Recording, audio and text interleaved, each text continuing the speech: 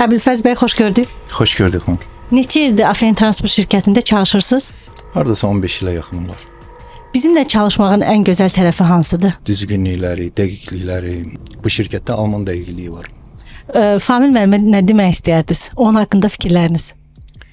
Valla mən əvvəl bu işdən öncə də yəni öz maşınımla çalışırdım. Yəni demək olar ki, maşın saxlamaq elə də bir asan bir şey deyil. Yəni kimsə deyər ki, məsələn mən bu maşını sürürəm, şərt sürmək deyirəm, amma maşını saxlamaq lazımdır. Amma Fuad müəllimdə yəni jilet eləmədiyi şeylər var. Yəni onun belə necə deyim, ekonomik eləmədiyi şeylər var ki, məsələn o bizə yaxşı stimul verir. Yəni bir şofer olaraq biz ondan yararlana biliriksə o yaxşı şeydir. Yəni bugünkü gündə Fuad müəllim bu maşınları bu formada saxlayır, cəmaata belə təqdim eləyirsə bu az şeydir. Yəni bu hər şirkət üçün deyil. Çox sağ olun. Siz sağ olun.